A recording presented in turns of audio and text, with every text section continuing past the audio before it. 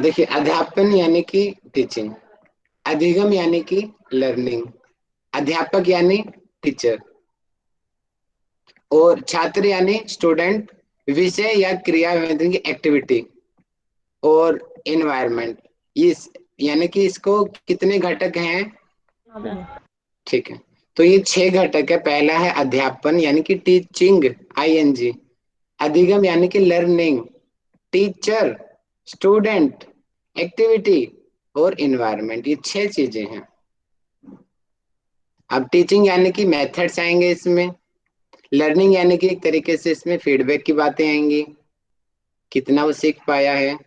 अध्यापक, अध्यापक की पर्सनैलिटी क्या होनी चाहिए, कैसा टीचर होना चाहिए, छात्र कैसे विद्यार्थी होने चाहिए, की क्रियाएं क्या क्या हम उनको एक्टिविटी दे रहे हैं, कौन सा हम उनको सब्जेक्ट दे रहे हैं पढ़ने के लिए, होमवर्क के लिए। मान लो असाइनमेंट मैंने दिया आप लोगों को पढ़ने के लिए, करने के लिए कि आप कर लो, इसको तैयार करके आना। ये विषय वस्तु क्या है? जैसे कल मैंने आपको 40 पेज दिए, क्या आप करने के लिए दिया जा रहा है।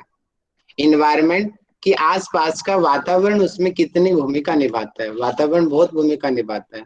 गर्मी, सर्दी, इलेक्ट्रिसिटी है, बिजली नहीं है, तो बहुत इफेक्ट पड़ता है उसका इन सब के ऊपर। तो ये 6 घटक आप याद कर लेंगे सीक्वेंस में। सर एक बार प्लीज फिर से बोलिए। तो 6 घटकों के नाम याद करने हैं। ऑलमोस्ट डेफिनेशन तो बहुत सिंपल होती है इन चीजों की। अध्यापन यानी कि टीचिंग, मैं इंग्लिश में ट्रांसलेट कर रहा हूँ क्योंकि शुद्ध हिंदी में लिखा हुआ है। Teaching, learning, teacher, student, activity and environment, यानी कि परिस्थिति यानी कंडीशंस।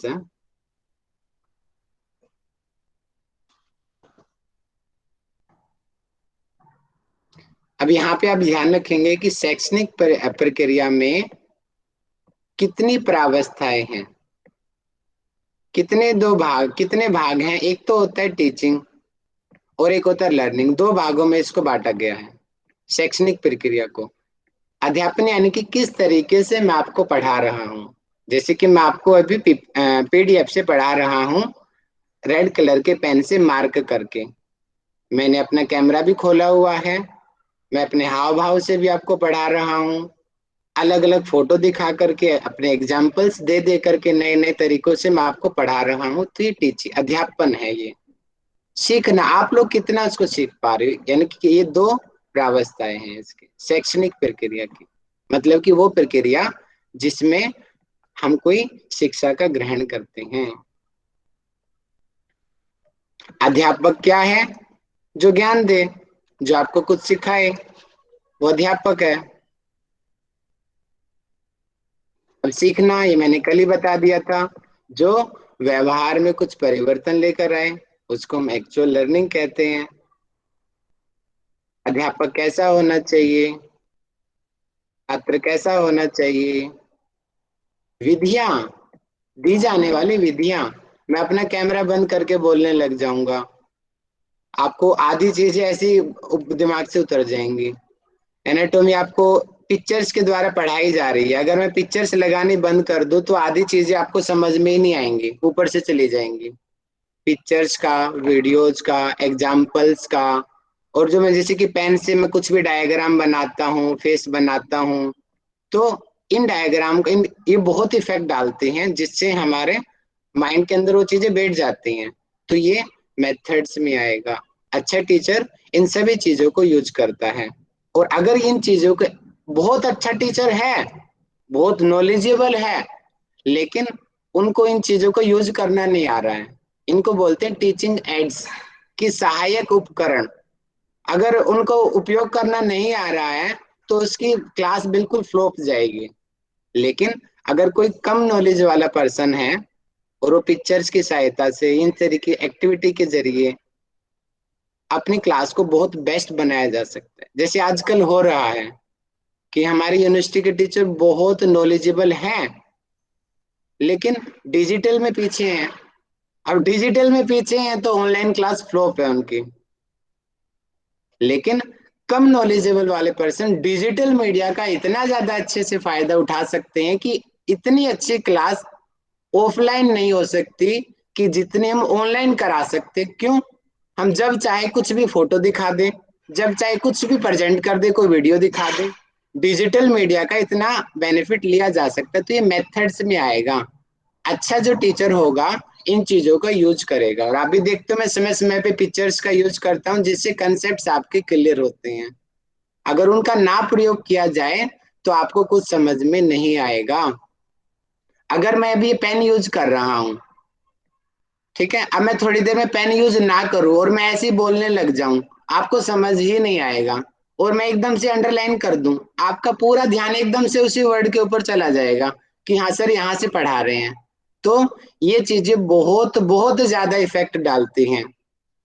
सहायक उपकरण को बोलते हैं कि पेन का यूज करना, स्लाइड्स का यूज करना, पिक्चर्स का यूज करना। देखिए, अध्यापन का उद्देश्य है कि हम जो टीचिंग करा रहे हैं उसका क्या उद्देश्य है, मुख्य उद्देश्य क्या है? छात्र में परिवर्तन लाना। और अभी हमने, आप लोगों ने अभी निष्कर्ष से निकाला, परिवर्तन भी सकारात्मक लाना। ऐसा नहीं हो कि हमने इंजीनियरिंग सिखा दी और बम बना रहा है, उसका गलत फायदा उठा रहा है। कि सही डायरेक्शन में उसके व्यवहार को लेके जाना। जब तक हम सीखेंगे नहीं ना स्टूडेंट्स, तब तक उसको हम ये नहीं कह सकते कि टीचिंग कंप्लीट हुई। वो सिर्फ फॉर्मेलिटी होगी, एक्चुअल टीचिंग उसको हम नहीं कह सकते। अब ऑप्शन में पूछा जा सकता है कि व्हाट इज टीचिंग। दिया जा सकता है कि टीचिंग एक विज्ञान भी है, टीचिंग एक कला भी है, अपने अनुभवों को, अपने गुणों को निखारने की कला है, जिसके जरिए हम अपनी पर्सनैलिटी को भी बताते हैं। कैसे कोई व्यक्ति बात करता है, किस तरीके के एग्जाम्पल्स वो देता है, उससे भी उस काफी हद तक उसके व्यवहार का पता लग जाता है। तो ये कला है एक तरीके से टीचिंग। जजमेंटल जो लोग होते हैं, आप में से कई लोग मुझे जज भी करते हैं, सब करते हैं जज। टीचर्स को स्टूडेंट सबसे ज्यादा जज करते हैं, ये टीचर ऐसा है, ये टीचर ऐसा है। तो कल अब पता चल जाता है टीचर की क्वालिटी क्या है एक्चुअल में। टीचर ये सिर्फ बोलता बोलता है या करता भी है कुछ, तो जजमेंट से भी करते हैं। तो ये कला भी है। अच्छा होगा तो स्टूडेंट तारीफ करेंगे, बुरा होगा तो पीठ पीछे बहुत बुरा बोलते हैं, कई तो सामने भी बोल देते हैं। ये आगे अध्यापन जो विधियां हैं, मतलब कि टीचिंग मेथड्स, उसको दो बार वर्गों में बांटा गया। एक तो बांटा गया निर्देशन विधियां, जो क्या कर सैद्धांतिक विषयों को, जैसे कि अभी मैं आपको पढ़ा रहा हूं, एक थ्योरी का चैप्टर है लेकिन ये मिक्स है दोनों का। ये वाला चैप्टर मिक्स है थ्योरी का और प्रैक्टिकल का, लेकिन ज्यादातर थ्योरी का है। योग दर्शन आपको रोहित सर पढ़ा रहे हैं, वो थ्योरी का चैप्टर है। भागवत गीता आपने पढ़ी, वो थ्योरी का चैप्टर है, सैद्धांतिक विषय है। अब सैद्धांतिक विषय को कैसे कैसे पढ़ाया जा सकता है, एक तो ये प्रकार हो गया। और दूसरा प्रैक्टिकली, अब हमें आसन, अब आसनों को मैं कितना ही बोल लूं, आप नहीं समझ पाओगे जब तक आप उनको प्रैक्टिकली नहीं करोगे। कुंजल को धोती क्रिया का अनुभव मैं आप कितना ही बोल लूं, लेकिन जिसने किया होगा वही बता पाएगा कि उस समय क्या मनोदशा होती है, ध्यान की मनोदशा क्या है। ये प्रैक्टिकल विषय हैं, इनको प्रैक्टिकली ही सामने ही बताया जा सकता है। ऐसे पढ़ के सिर्फ एग्जाम क्लियर किया जा सकता है, लेकिन कंसेप्ट पूरी तरीके से क्लियर नहीं किया जा सकता। इसलिए दो भागों में डिवाइड किया गया, एक और दो, एक सैद्धांतिक के लिए और दूसरा व्यवहारिक के लिए। ठीक है, ये क्लियर हुआ? ये आप कुछ कुछ पढ़ लेंगे, मैं सिर्फ इंपॉर्टेंट पॉइंट पढ़ा रहा हूं आपको। पारंपरिक रूप से सफल अध्यापन के कितने ढंग हैं? अभी आप लोगों ने आंसर किया था, एक अध्यापक केंद्रित यानी कि टीचर सेंटर्ड। अभी पूजा जी ने बताया था कि सिर्फ टीचर ही टीचर बोलता जा रहा है, बच्चों की कोई परवाह नहीं है, उसको कोई फीडबैक नहीं लिया जा रहा है कि समझ आ भी रहा है नहीं आ रहा है, बच्चों को क्या दिक्कतें हो रही है, कोई मतलब नहीं, सिर्फ अपने सिलेबस से मतलब है। तो ये टीचर सेंटर्ड टीचिंग होती है। और दूसरी छात्र केंद्रित प्रकार, जो आजकल इसकी बढ़ता जा रहा है ये, और एक्चुअल में सबसे ज्यादा लाभकारी भी यही है कि जिसमें स्टूडेंट्स को भी लगता है हाँ अपनापन है, हम इतनी दूर बैठे हैं, लगता है हम दूर नहीं है, हम सब एक ही हैं, पूरी क्लास में कितना अपनापन आ चुका है। ये छात्र केंद्रित जो टीचिंग होती है उसका इफेक्ट होता है। आगे हम पढ़ते हैं। और ये पढ़ाई चुका हूं मैं आपको, पहले के टाइम में क्या थी, टीचिंग सेंटर पे फोकस किया जाता था। गुरु जो कहेगा भाई सर्वमान्य सत्य है, कुछ भी कह दो गुरु, करना पड़ेगा। लेकिन आजकल नहीं होता, बच्चे क्वेश्चन उठाते हैं, गुरुजी मैं तो क्यों करूं, दिक्कत हो गई तो फिर टीचर को ही मानना पड़ता है, हाँ भैया दिक्कत हो सकती है। फिर वो अपनी गलती भी मानता है कई बार टीचर, क्योंकि टीचर भगवान थोड़ी है वो हर बार सही बोले, गलती भी हो जाती है टीचर से। इसीलिए तो कई बार स्टूडेंट सही होते हैं। इसीलिए तो स्टूडेंट सेंटर जो टीचिंग है वो बेस्ट होती है, जिसमें दोनों का आपसी संवाद रहता है, दोनों के जो वैचारिक जो तरंगे हैं मिलती रहती है, और अपनापन और ज्यादा आता है इसमें, और बच्चों के कंसेप्ट ज्यादा बेहतर तरीके से क्लियर होते हैं। और आगे हम पढ़ते हैं। अब इनको कितने भागों में यहाँ पे बांटा गया, आप ध्यान रखना, इस 7 पार्ट्स में बांटा गया, आप लिख लेंगे चाहे तो। मैं एक एक करके बुक के अकॉर्डिंग आपको पढ़ा रहा हूँ। लेक्चर्ड मेथड, इसकी मैंने छोटी सी स्लाइड बनाई है, सिर्फ एक की स्लाइड बनाई है, और बाकी लोग बाकियों की मैंने नहीं बनाई है, वो मैं आपको इसके ही जरिए समझा दूंगा कि लेक्चर मेथड क्या है। कि हमें हर टीचिंग मेथड्स के जितने भी हम पढ़ेंगे उसके हमें बेनिफिट्स देखने हैं और उसके हमें नुकसान देखने हैं। तो ये मेरा पर्पज रहेगा आपको सिखाने का कि लेक्चर्ड मेथड, कि जैसे कि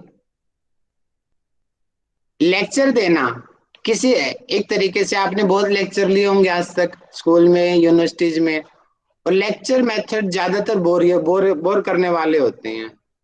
अगर टीचर के अंदर क्वालिटी होगी तो लेक्चर को बहुत बेहतर बना सकता है।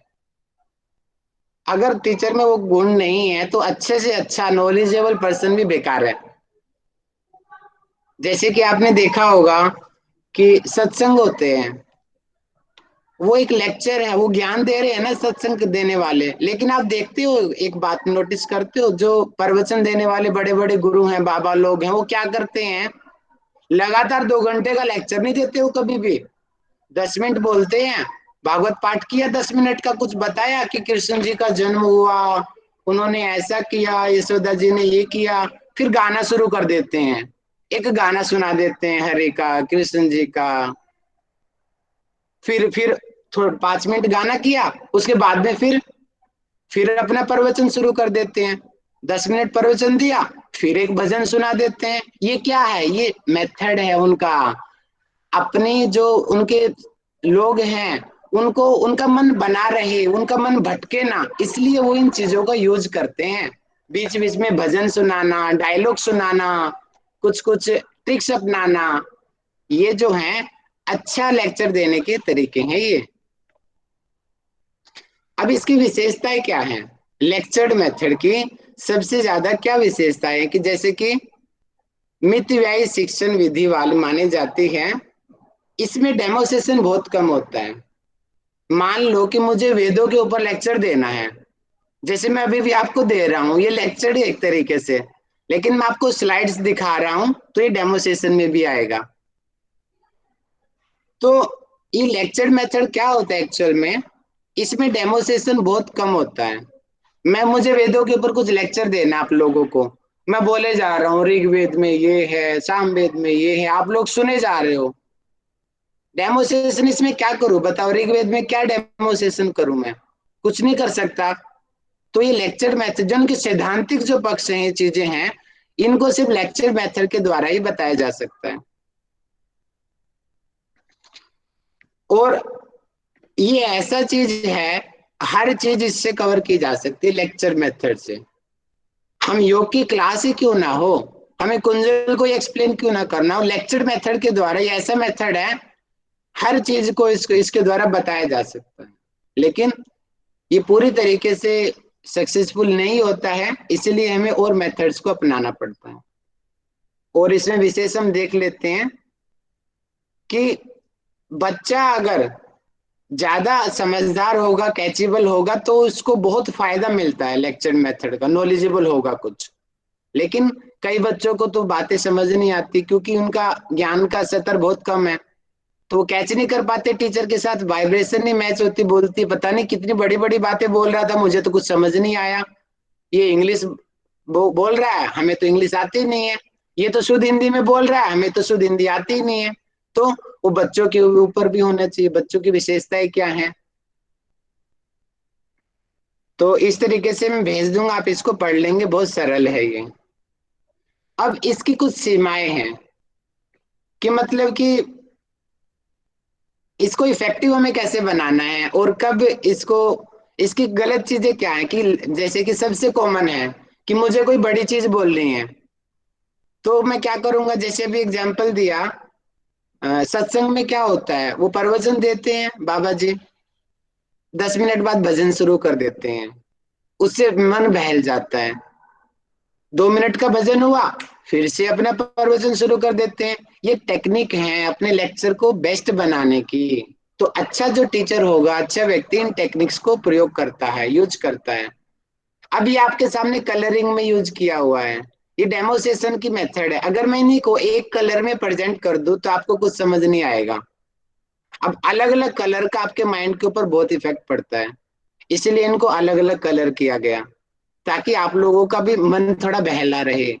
सारे ही एक ब्लैक कलर में कर दूं, व्हाइट में कर दूं, ग्रीन में कर दूं, आप बोर हो जाओगे, कुछ पल्ले नहीं पड़ेगा। तो ये टेक्निक्स हैं अपनी टीचिंग को बेस्ट बनाने की।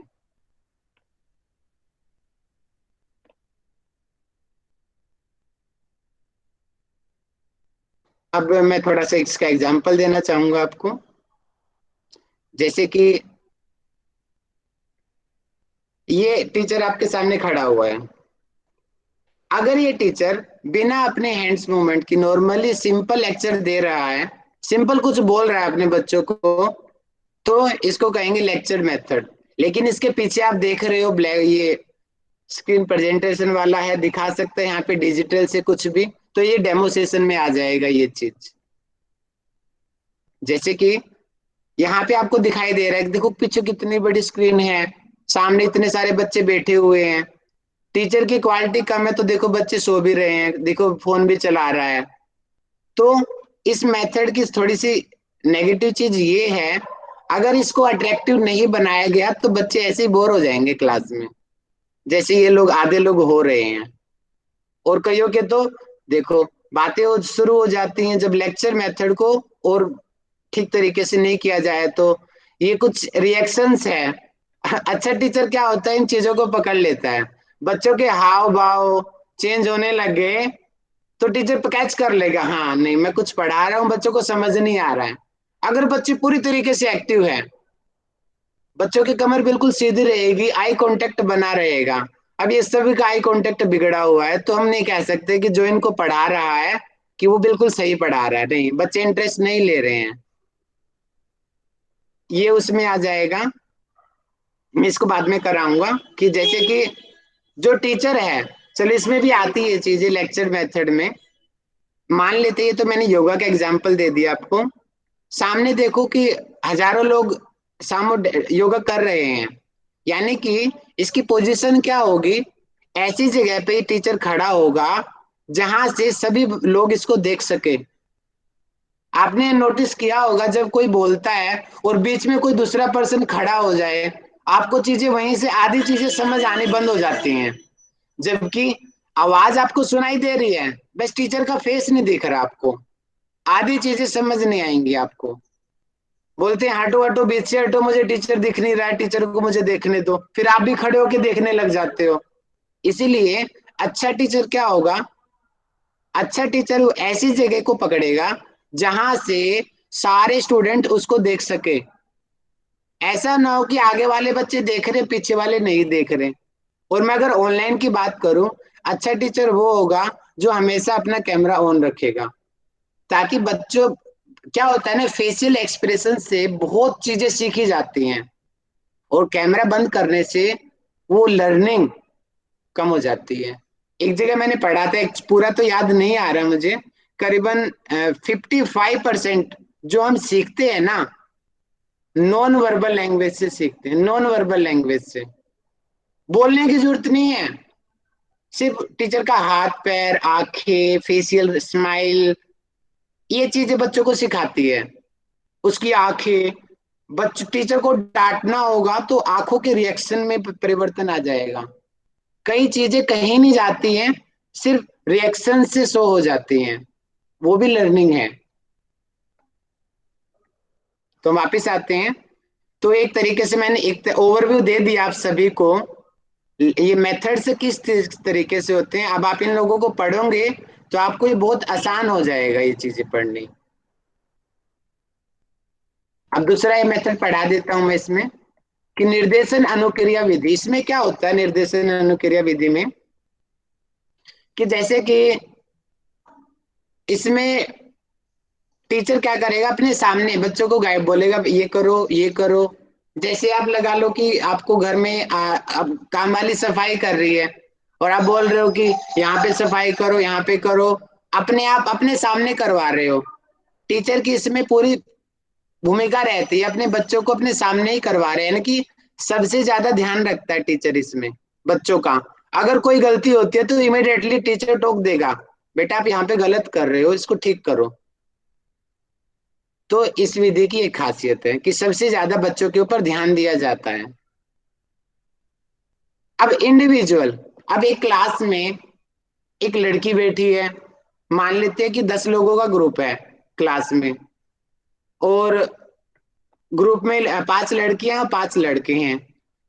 व्यक्तिगत मतलब कि इंडिविजुअल, निर्देशन का मतलब है गाइडेंस, इंडिविजुअल गाइडेंस मेथड। बहुत सारी चीजें बॉयज टीचर से क्लास के अंदर पूछने में हेजिटेट करते हैं। बॉयज तो फिर भी मैनेज कर लेते हैं, लेकिन गर्ल्स नहीं कर पाती, वो फिर पर्सनली ही बात करती हैं। तो ये वो मेथड है कि कई चीजें जो होती हैं वो इंडिविजुअली ही पूछी जाती है और इंडिविजुअली ही सिखानी चाहिए, और उन चीजों को ग्रुप में नहीं बोला जा सकता, या कहना ठीक भी नहीं होता, और कहा भी जाए तो फिर बच्चे भी हेजिटेट करते हैं उन चीजों को बोलने में। तो इस तरीके के जो मेथड होते हैं उनको इंडिविजुअल डायरेक्शनल मेथड्स कहते हैं, गाइडेंस, सॉरी निर्देशन को गाइडेंस कहते हैं। समूह चर्चा विधि मतलब कि ग्रुप डिस्कशन कहते हैं इसको। ग्रुप डिस्कशन में इसमें क्या एक खासियत है ग्रुप डिस्कशन की, इसमें एक टॉपिक देता है, टीचर बैठा है। जैसे कि मैं अभी आप लोगों को बोलता हूँ, चलो मैं एक्सपेरिमेंट कर देता हूँ आप लोगों के ऊपर, छोटा सा मैं बोलता हूँ, ठीक है। माइक खोल के मुझे बताना, आप मुझे बताएंगे अभी कि हम लगाते हैं, मयंक जी आप जल्दी से माइक खोल के बताओ, मुझे मोटापा है तो आप मुझे क्या गाइड करोगे, क्या मुझे आप गाइड करोगे मैं जिससे मेरा मोटापा कम हो जाए। मयंक जी जल्दी बताओ, बाकी लोग मैसेज करें ताकि हमारा जल्दी टाइम में जल्दी हम चीजों को कवर कर लें। मोना चतुर्वेदी जी जल्दी बताइए, मोटापे में आप मुझे क्या कवर करें बताएंगे मुझे जिससे मेरा मोटापा जल्दी कम हो जाए। दिनचर्या। ठीक है, देखो आपने दिनचर्या बताया, अब मैसेज में मैं एक एक करके मैसेज देखो, अंजना जी ने डाइट बताया, नीरज जी ने कहा रनिंग करो, अब रानी जैन जी ने कहा सूर्य नमस्कार करो। सबके अलग अलग मत आ गए हैं। अब अमिता मौर्य जी कह रही है नहीं नहीं सटकर्म करो, यमुना जी कह रही है डाइट फॉलो करो। अब देखो सबके अलग अलग मत आए हैं ना पूरी क्लास के। अब मैं टीचर एक देख रहा हूँ बैठ के, मैंने आप लोगों के ऊपर छोड़ दिया, मैंने कहा जी मोना जी आप लीडर हो क्लास की, आप देखो अब निष्कर्ष निकालो कि अब सभी लोगों का मत लो। अब ये लक्ष्मी जी कह रही है नहीं नहीं नहीं सूर्य नमस्कार से मोटापा कम होगा। अब मैं बड़ा कंफ्यूजन में भी है, डाइट से करूँ षटकर्म से करूँ सूर्य नमस्कार से करूँ योग से करूँ रनिंग से करूँ किससे करूँ। अब एक प्रॉब्लम आ गई ना, मुझे तो पता है एक्चुअल में इसका सोल्यूशन क्या है। तो ये मैंने डिस्कस की एक प्रॉब्लम पूरे ग्रुप में, और आप सभी लोग अपना अपना मत दे रहे हो, और आप में से मैंने किसी को हेड बना दिया क्लास का, अब वो निचोड़ निकालेगा। अब आप में से निचोड़ लक्ष्मी जी को मैं प्रेजेंट करके बोलूंगा, लक्ष्मी जी आपने सभी मैसेज को रीड किया, आप क्या निचोड़ निकालेंगी क्लास का, कि सभी लोग क्या कहना चाहते हैं, शॉर्ट यौगिक में क्रिया से, बताएं। यौगिक क्रिया से जुड़ने बोल रहे हैं सर। शुरुआत षट कर्म से कीजिए, सूर्य नमस्कार कीजिए, डाइट पे ध्यान दीजिए, वक्त से खाइए। Very good. इन्होंने अब निष्कर्ष में निकाल दिया कि पूरी क्लास का मत लिया, और लगभग इन्होंने सारे पॉइंट बोल दिए कि ये कर लो। मेन मेन पॉइंट इन्होंने बता दिए, ये निचोड़ पे आ गया। इसको कहते हैं क्लास डिस्कशन। कक्षा के अंदर जो डिस्कशन किया जाए और फिर किसी निष्कर्ष पे पहुंचा जाए। इसमें एक खासियत होती है, इसमें आंसर पहले से मुझे पता था, ये खासियत है। एक होता है ब्रेन स्टॉर्मिंग मेथड, वो इस बुक में नहीं बताया गया, लेकिन ये एग्जाम में कई बार आता है। फर्स्ट पेपर में आता है क्वेश्चन, ब्रेन स्टॉर्मिंग मेथड। अब इसमें क्या होता है ब्रेन स्टॉर्मिंग मेथड में, इसमें आंसर किसी को नहीं पता होता पूरी तरीके से, क्या इसका एक्चुअल आंसर है। मैं एग्जांपल देना चाहूं तो, थोड़ा मैं ऐसे डिस्कशन दूंगा मैं आपको, ठीक है। आप मुझे बताएंगे सृष्टि का निर्माण कैसे हुआ, जल्दी से अपने अपने शॉर्ट शॉर्ट वर्ड में आप टाइप करके बताओ, सृष्टि का निर्माण कैसे हुआ होगा। एक्चुअल में ये ऐसा क्वेश्चन है, इसका कोई आंसर ही नहीं होगा, सबके मत भिन्न होंगे इसमें। भगवान क्या है, कोई आंसर नहीं है, सबके अलग अलग मत होंगे इसके अंदर। अब कोई देखो, सतवीर जी एनर्जी कह रहे हैं, आर्य मोहित जी सत रज तम कह रहे हैं, लक्ष्मी जी प्रकृति पुरुष का मिलन कह रही हैं, अंजना जी कह रहे हैं अम्बिशियस, नीरज जी कह रहे हैं सबसे पहले ब्रह्म की उत्पत्ति हुई है। देखो सब लोगों के अलग अलग मत है। और अब मैं, ये ऐसा क्वेश्चन है, निष्कर्ष नहीं आ सकता इसका कोई। लेकिन ब्रेन स्टॉर्मिंग मेथड में क्या होता है, एक निष्कर्ष निकाला जाता है मतों के आधार पे। ज्यादा मत होंगे जो, और जो साइंटिफिकली सही बैठेंगी जो बातें, जैसे अभी ज्यादातर लोगों का प्रकृति पुरुष मैसेज आ रहा है, ज्यादातर लोगों का भी करीबन 60% मैसेज आया प्रकृति पुरुष, बाकियों का अलग अलग आया उत्तर। तो हम एक निष्कर्ष पे पहुंच गए कि सृष्टि का निर्माण ऐसे हुआ है। तो जिसमें क्लास डिस्कशन हो और किसी एक निष्कर्ष पे निकले, इसमें उत्तर किसी को नहीं पता था ठीक तरीके से। क्लास में डिस्कशन हुआ, सब लोगों ने अपना अपना पक्ष रखा। अभी मैंने आपको समय बहुत कम दिया, लेकिन इसमें समय दिया जाता है, एक एक पर्सन बोलेगा, आपने ये बोला है तो क्यों बोला है, उसमें बहुत 2-3 घंटे वेस्ट होंगे। और फिर सबका निष्कर्ष निकालेंगे कि नहीं ये है मेथड, ये सही तरीका है।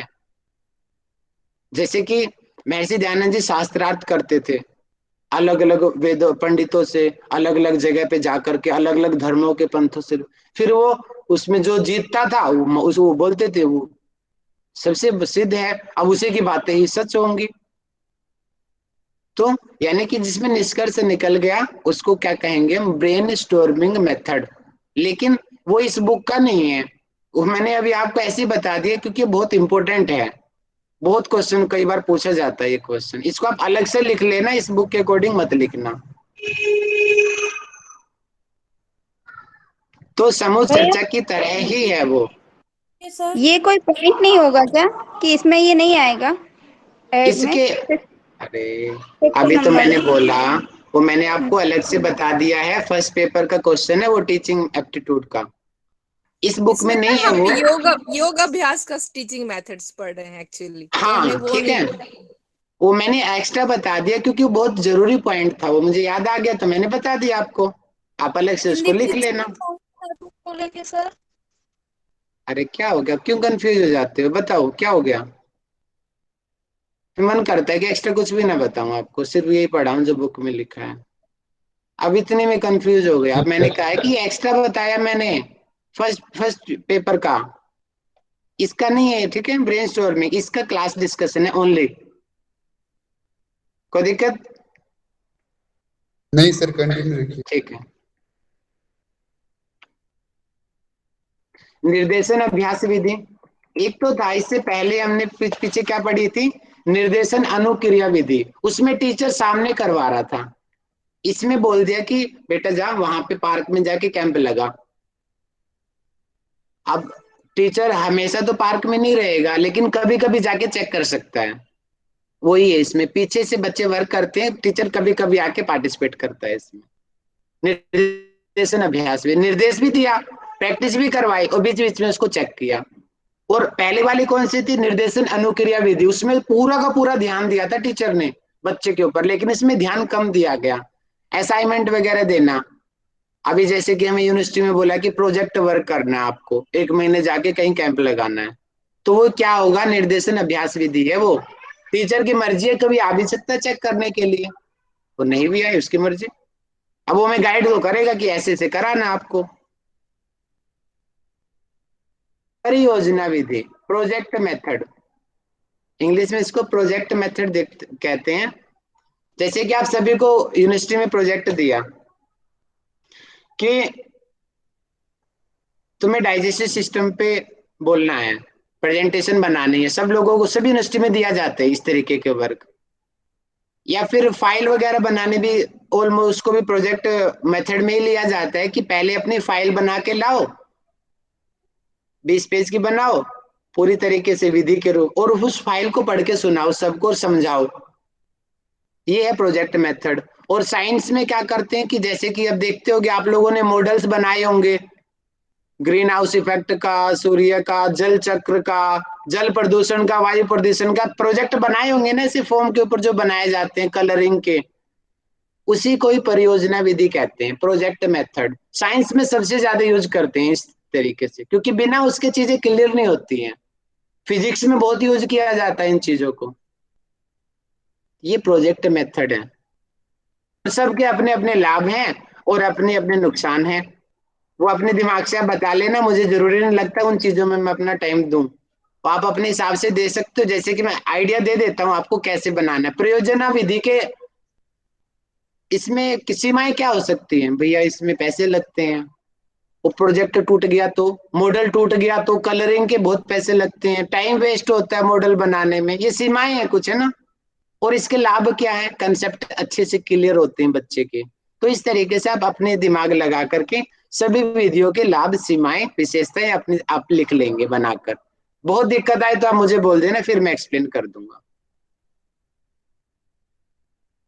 डेमोसेशन मेथड, अब मैं आपको बता रहा हूँ सूर्य नमस्कार करने से मोटापा कम होता है।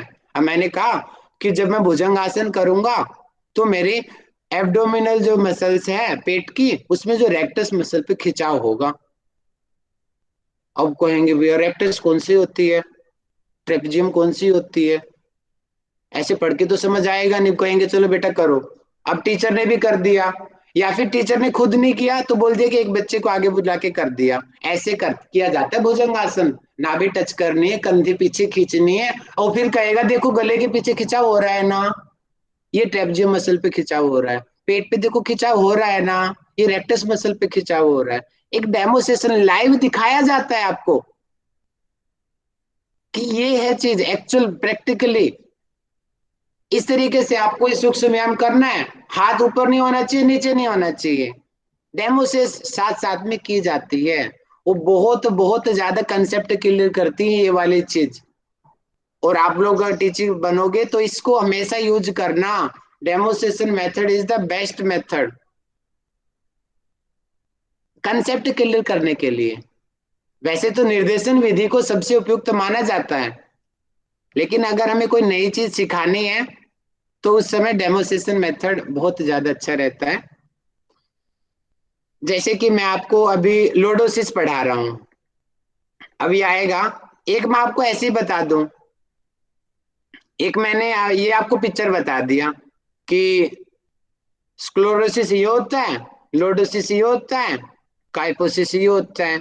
अब मुझे बताने की जरूरत नहीं है, आप आधी चीज तो पिक्चर से समझ गए, मेरी मेहनत कम हो गई। समझ पा रहे हो, ये डेमोस्ट्रेशन है। एक तो मैं बताऊं कि भैया लोडोसिस में देखो लंबर रीजन पे ऐसे ऐसे होगा, अब मुझे बताने की जरूरत ही नहीं है। देखो आपको दिख रहा है कि इसकी कमर देखो यहाँ से कैसे धसी हुई है, अब स्क्रोलोसिस में देखो इसके ऊपर से टेढ़ा हुआ है। अगर मैं इस चीज को बिना पिक्चर के आपको समझाऊं, आपको समझ ही नहीं आएगी। मैं कह लिख के कह सकता हूँ ये चीज। तो इस तरीके से जो चीज टीचिंग की जाती है वो है डेमोसेशन मेथड, कि कुछ चीज दिखा के, प्रोजेक्ट दिखा करके, नई नई पिक्चर 3D मॉडल दिखा करके जो चीज सिखाई जाती है, वो जो मेथड है उसको हम प्रदर्शन विधि कहते हैं। और अच्छा टीचर इन सब विधियों को फॉलो करता है। खाली एक विधि सक्सेस नहीं डालती, सभी विधि जहां पे माहौल के हिसाब से जो विधि उपयुक्त है, अच्छा टीचर उस मेथड को अपनाएगा। तो टीचिंग मेथड मैंने शायद बहुत टाइम ले लिया, इतना टाइम नहीं लेना चाहिए था मुझे। तो सबसे पहले मुझे मयंक जी बताएंगे। आप मुझे बताएंगे मयंक जी की प्राचीन शिक्षा पद्धति और आधुनिक शिक्षा पद्धति में क्या अंतर है। प्राचीन शिक्षा पद्धति जो होती थी वो शिक्षक केंद्रित होती थी, पर जो आज के डेट में है, जो कई कई जगहों पे विद्यार्थी केंद्रित होती है। यही परिवर्तन देखा जाता है। बस एक ही और बताना है सर? बताओ, 5-6 पॉइंट बताओ। सर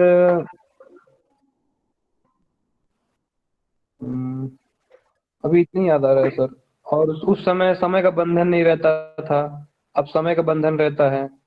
उस समय प्राचीन शिक्षा पद्धति में विद्यार्थी के सर्वांगीण विकास, मतलब उसका शारीरिक, मानसिक, आध्यात्मिक सभी प्रकार से विकास की बात की जाती थी। अब ऐसा नहीं है, अब उसको केवल व्यवसाय से जोड़कर ही बच्चे के विकास की बात की जाती है।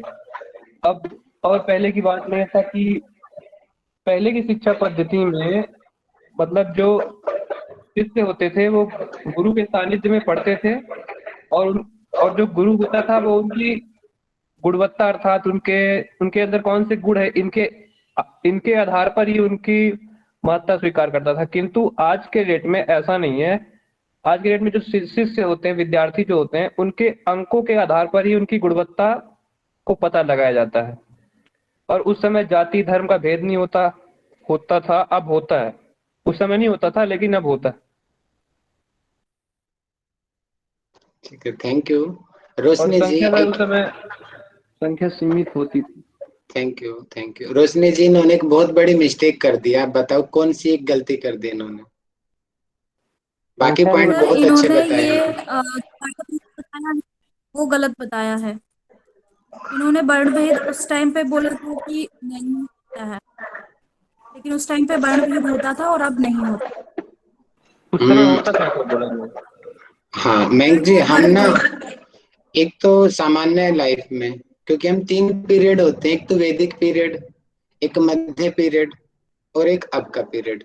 तो हमने प्राचीन कहा तो वैदिक की बात नहीं करेंगे, हम मध्यकालीन जो गुरुकुल परंपरा जो सामान्य थी उसकी हम बात करेंगे। और उसमें भेद होता था। पढ़ाई के मामले में कह रहा हूं मैं, पढ़ाई के मामले में उदाहरण मैंने दिया था कि परशुराम जी ने कर्ण के साथ उन्होंने प्रतिज्ञा ले रखी थी, ब्राह्मण को देंगे वो। द्रोणाचार्य जी ने नई शिक्षा दी उनको, बोले मैं क्षत्रिय को दूंगा। लेकिन आज कोई भेद है? आज आपकी क्लास में आप लोग देखो, यहाँ पे हिंदू भी बैठा है, मुस्लिम भी बैठा है, हर कोई हमारी क्लास में बैठा है और एक समान सबको नॉलेज मिल रही है। अमीर भी बैठा है, गरीब भी बैठा है। तो ये सबसे बड़ा पॉजिटिव पॉइंट है आज की आधुनिक शिक्षा का। बहुत बढ़िया, बहुत अच्छा बताया आपने। कभी कभी हो जाती है छोटी छोटी गलतियां, बाकी सब ठीक था, बहुत बढ़िया। अगला मैं क्वेश्चन पूछना चाहूंगा आप लोगों से। अब मुझे बताएंगे, रानी जैन जी माइक खोल के मुझे बताएंगे कि टीचिंग मेनली कितने टाइप्स की होती है।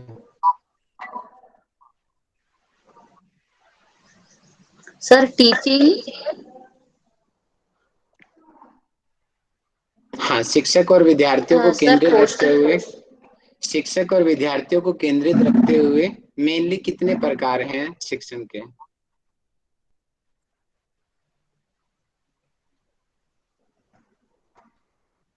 नीरज जी माइक खोल के सर मुझे बताइए। पता नहीं है। कोई बात नहीं, पता है लेकिन आपको याद नहीं आ रहा है।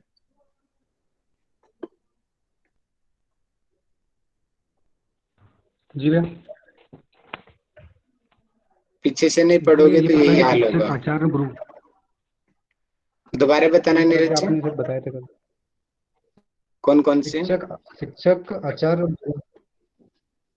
वो तो आपने तो उनको कैटेगराइज कर दिया, गुरुओं को, शिक्षकों को। विभा नागपाल जी, सबसे कल पहले टॉपिक ही मैंने यहीं से स्टार्ट किया था, कल का लेक्चर। चलो मैं हिंट दे देता हूँ। जी चलो जी। मैं पहले आजमा लेता हूँ कितने इंटेलिजेंट लोग हैं हमारी क्लास में। पूजा सिंह राजपूत जी, बताइए। टीचर सेंटर्ड और स्टूडेंट सेंटर्ड। वेरी गुड, बहुत बढ़िया। अब पूजा जी बता दीजिए, इनको एक्सप्लेन और कर दीजिए। हाँ, टीचर सेंटर्ड में जहाँ पे मतलब स्टूडेंट को फोकस नहीं किया जाता है, शिक्षक को जो पढ़ाना होता है वो अपने हिसाब से टॉपिक चुनकर और बच्चों को पढ़ा दिया जाता है। वहाँ पे डाउट्स और क्वेश्चनिंग नहीं होती है। जबकि जो स्टूडेंट सेंटर्ड होती है वहाँ पे बच्चों को ध्यान में रख के कि उनकी क्या कमियाँ हैं और किस प्रकार से कौन सी स्किल को उनको और निखारा जा सकता है या कौन सी चीज़ों को सुधारा जा सकता है, इन चीज़ों को ध्यान में रखते हुए टीचिंग कराई जाती है और उनके क्वेश्चनिंग या डाउट्स को सॉल्व किया जाता है। और जो शिक्षक केंद्रित है तो वो प्राचीन काल में होती थी और आधुनिक काल में स्टूडेंट सेंट्रिक है, वो भी बहुत कम है। बहुत बढ़िया, बहुत बढ़िया। जैसे अभी आप देख रहे हो, ये तो अभी पता हम था। स्टूडेंट सेंटर पे फोकस किया जा रहा है कि आप लोगों पे ध्यान दिया जा रहा है। अगर मैं खाली सिलेबस के चक्कर में आगे से आगे टॉपिक कवर कराता जाऊं तो उसको कहेंगे टीचर सेंटर्ड, कि मैं सिर्फ अपने को देख रहा हूं और किसी सर को नहीं देख रहा हूं। अगर मैं आप लोगों को साथ में सर लेके हम चल इसे रहा हूं। जी, सर हम इसे one way communication and two way communication ऐसा भी बोल सकते हैं ना कि हाँ, दोनों। कह सकते हैं। उसमें भी टू वे में फीडबैक भी हाँ लिया जा रहा है। मैं आप लोगों से पूछ रहा हूँ कि समझ आया क्या, आप पढ़ के आए क्या, नोट्स बनाए क्या, ये क्या है, स्टूडेंट पे ध्यान दिया जा रहा है। तो इसको student centre teaching method but कहते हैं। भैया अभी भी टीचर सेंटर्ड अभी भी तो है कुछ जगह। कुछ जगह नहीं है, ज्यादातर है, कई बार होता है। हमने तो उसमें पढ़ा है। लेकिन हमें कैसा बनना है ना, आपको आपको अपने को देखो और को मत देखो। अच्छा, अब मुझे राजेश जी बताएंगे योग की भ्रांतियां क्या है। सिर्फ पॉइंट्स में बताएंगे, बहुत एक्सप्लेन नहीं करना। जी गुरुजी नमस्ते। नमस्ते। जी सर, पहला तो मैं ये बताना चाहूँगा कि पहले है ना, नॉर्मली ये होता था कि ये सामान्य लोगों का सिस्टम नहीं है योग, ये जो हेलो साधु संत होते हैं उनका है। हेलो। और इसमें बहुत सारे चमत्कार होते हैं। नॉर्मली ये समझा जाता है कि जो योगी होता है उसके पास बहुत चमत्कार होते हैं, जैसे वो किसी को बंधन में कर सकता है या किसी के ऊपर जादू टोना कर सकता है, इस चीज की ऐसी बातें की जाती थी। और पहले ये भी बताया जाता है कि योग को, जैसे वर्तमान में योग एक चिकित्सा की पद्धति है, मतलब इससे अपन ट्रीटमेंट कर सकते हैं, ये भी एक मिथ्या है योग के अंदर। और दूसरा ये है कि योग को सिर्फ और सिर्फ मतलब यंग एज के लोग ही कर सकते हैं, बूढ़े नहीं कर सकते, ये भी एक मिथ्या ज्ञान है। तो ये चीजें हैं सर। वेरी गुड, बहुत अच्छा पॉइंट बताया आपने। अब मैं पूछना चाहूंगा विभा नागपाल जी से, इस बुक के अनुसार योग की डेफिनेशन क्या दिया है इन्होंने? कल मैंने स्पेशली मार्क किया था इस लाइन को। इस बुक के अकॉर्डिंग योग की डेफिनेशन क्या है? विभा नागपाल जी बताएं मुझे। नहीं पता, पूनम जी बताइए। समाधि है सर, योग यानी समाधि। वेरी गुड, बहुत बढ़िया। सिर्फ समाधि को कैटेगराइज किया इन्होंने और ज्यादा कुछ नहीं बताया इस बुक ने। बहुत बढ़िया। चलिए अगला मेरा क्वेश्चन है चितरंजन साहू जी से। वो मुझे बताएंगे कि समस्त योगिक अभ्यासों को इस बुक में कितने भागों में बांटा गया है और कौन कौन से भाग हैं वो। योगिक अभ्यास कहा है नीरज जी मैंने? सर इसमें 6 हाँ प्रकार से बताओ, बांटा आपके बताइए बांटा। कौन कौन से। आसन पहला है, प्राणायाम, बंध, क्रियाएं जो है वो हो गई, और ध्यान और शिक्षण अभ्यास की जो विधियां हैं वो। वेरी गुड, बहुत बढ़िया, बहुत बढ़िया। Thank you sir. अब मुझे दीपाली जी बताएंगे आसनों को कितने भागों में बांटा गया है।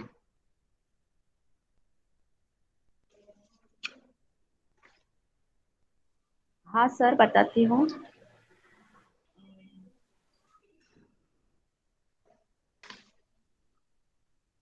4। बहुत से तुक्का मार रहे हो, कौन कौन से बताओ।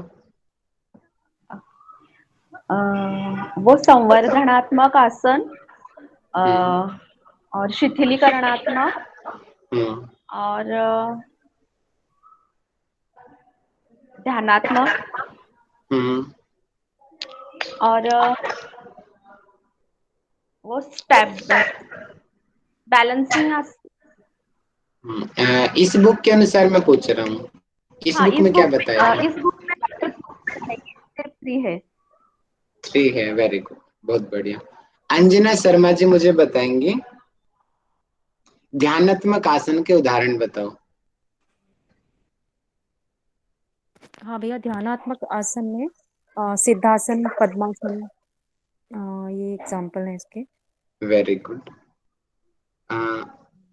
अब मैं अगला क्वेश्चन मेरा पूछना चाहूंगा, हिमांशी वर्मा जी, संवर्धनात्मक आसन किसे कहते हैं और उदाहरण दीजिए। हिमांशी वर्मा।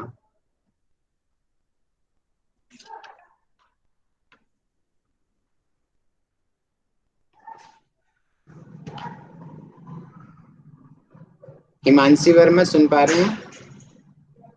नहीं सुन रहे। किरण जी मुझे माइक खोल के बताइए, संवर्धनात्मक आसन किसे कहते हैं और क्या उदाहरण है उसके? सर, संवर्धनात्मक आसन के उदाहरण में पश्चिमोत्तान, धनुरासन, गौमुखासन आदि हैं। इनमें मांसपेशियों में खिंचाव आता है और रीढ़ की हड्डी में लचीलापन बढ़ता है। ये शरीर को टोन उत्पन्न करते हैं। वेरी गुड, बहुत बढ़िया, बहुत बढ़िया। कुंदन जी मुझे माइक खोल के बताएं, शिथिलात्मक आसन का उदाहरण। शवासन, मकरासन, ये वेरी गुड, बहुत बढ़िया, शरीर को बहुत बहुत बढ़िया।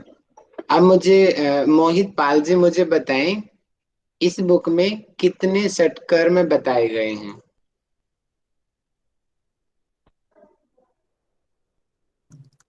नहीं ध्यान भैया। मीनाक्षी त्यागी जी मुझे बताएं, इस बुक के अनुसार कितने षटकर्म हैं? नहीं पढ़ोगे तो यही हाल होएगा। सर मैं बताऊं? बताइए जी। 6 षटकर्म बताए गए, धोती, बस्ती, नेति, त्राटक, नौली और कपालभाति। आपकी आवाज तो, आप अनुराधा मैडम हो क्या? हाँ जी, हाँ जी। आज फोन बदल लिया आपने? आज मैं लैपटॉप पर। ठीक है, चलो, आपको आवाज से पहचान लिया मैंने आपको। जी, थैंक यू। वेलकम। सर बराबर था ना सर? सही था ना? बिल्कुल ठीक। Okay, thank you. Prerna ji मुझे बताइए, अभिवृत्ति प्रशिक्षण अभ्यास में क्या आता है?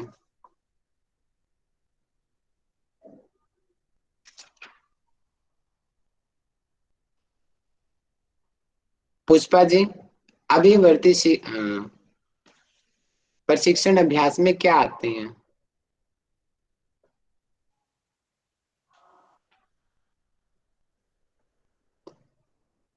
प्रीतम सिंह जी। Yes sir. बताइए सर, इसमें यम नियम आते हैं और अपने आचरण को नियमित विशिष्ट अभिव्यक्ति निर्मित करते हैं। बहुत बढ़िया। सर बताऊं? बता दिया उन्होंने, आप लेट हो गए। सर यम नियम का। हाँ जी, thank you, thank you. Satveer sir मुझे बताएंगे कि लर्निंग की डेफिनेशन क्या है, किसको हम लर्निंग कहेंगे?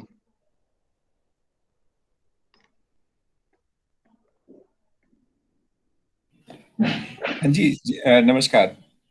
सीखना बेसिकली जैसे एक प्रकार का नई परिस्थिति का समायोजन, सीखने के लिए जो अध्यापन द्वारा उत्पन्न की गई नई परिस्थितियों का समायोजन। तो विद्यार्थी में कुछ बदलाव आएगा या नहीं आएगा, वो मैं जानना चाह रहा हूँ सीखने से। किस तरीके का बदलाव आ सकता है, आएगा, आना चाहिए? एग्जैक्ट पॉइंट बताइए, जो मैंने कल टारगेट किया था वो पॉइंट बताइए। अपने अनुभव में, अपने अनुभव के आधार पर वो अपने जीवन में बदलाव लाता है। आचरण में फर्क आएगा। वेरी गुड, ये पॉइंट कमल जी ने बताया। आचरण यानी कि व्यवहार में परिवर्तन ही वास्तविक लर्निंग है। अगर मेरी क्लास लेने से आपकी दिनचर्या में परिवर्तन आ रहा है तो एक्चुअल लर्निंग है।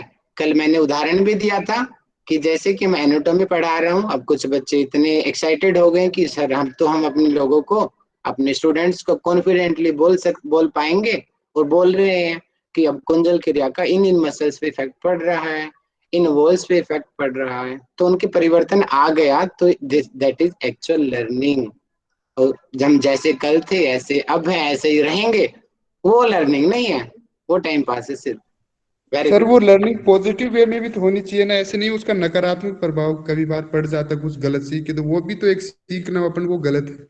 हाँ, वो हम ले सकते हैं, बिल्कुल सही कि नहीं सर, सकारात्मक सकारात्मक प्रभाव का बहुत फर्क पड़ता है, क्योंकि जो इंजीनियरिंग स्टूडेंट होते हैं वो बम भी बनाते हैं और बम ब्लास्ट भी करते हैं, तो हम तो सकारात्मक ठीक है, साइड में इसको तो ज्यादा जोड़ेंगे। अब ठीक है, मैं भी ध्यान रखूंगा। अब इसकी डेफिनेशन आप इस तरीके से रखना, सकारात्मक व्यवहार परिवर्तन इज द एक्चुअल लर्निंग। ठीक है, वेरी गुड, बहुत बढ़िया, जी सर, बहुत बढ़िया। आप अपने दिमाग का यूज कर रहे हो, बहुत बढ़िया, अच्छा लगा मुझे। चलिए हम पढ़ाना मैं शुरू करता हूँ। कल मैंने इतना ही कराया था, लेकिन मैंने एक होमवर्क दिया था, मैं जानना चाहूंगा अभी कौन करके आया होगा। क्वेश्चन पूछूंगा, अपने आप बता दोगे मुझे। लेक्चर्ड मेथड, मैसेज करो कौन बता सकता है। लक्ष्मी जी बताइए। हाँ, आपको जरूरी काम चल रहा था। सर, पढ़ाने की कई विधियां होती हैं, जिसमें से लेक्चर मेथड एक विधि है। इसमें जो टीचर होते हैं वो एक्टिव होते हैं, बच्चे जो होते हैं वो थोड़े से निष्क्रिय होते हैं, क्योंकि इसमें सारा जो भार होता है वो टीचर पे होता है, उनका लगातार लेक्चर चलता है, तो बच्चों के लिए थोड़ी बोरिंग होते हैं, बच्चे इसमें कम पार्टिसिपेट करते हैं। अगर वो छोटा संक्षिप्त हो तो बच्चे इंटरेस्ट लेते हैं, अगर ये लेंदी हो जाए तो बच्चे फिर ऊब जाते हैं और बहुत ज्यादा इम्पैक्ट उनके नहीं पड़ता है। वन वे होती है एक तरह से ये। बहुत बढ़िया, बहुत बढ़िया। अच्छा, मैं थोड़ा बाहर चला गया, थोड़ा ऊपर से क्वेश्चन दोबारा से मैं पूछता हूँ। मुख्य रूप से अध्यापन विधियां कितने प्रकार की होती हैं, कितने भागों में वर्गों में बांटा गया है उनको? जिन्होंने पढ़ा होगा वही आंसर कर पाएगा इसको। पूनम जी ने पढ़ा है, पूनम जी बताइए। ये 2 प्रकार की होती हैं, एक शिक्षक के केंद्रित और एक बच्चों के केंद्रित। मैंने वीडियो देखा था कल अटेंड नहीं की तो। ठीक है।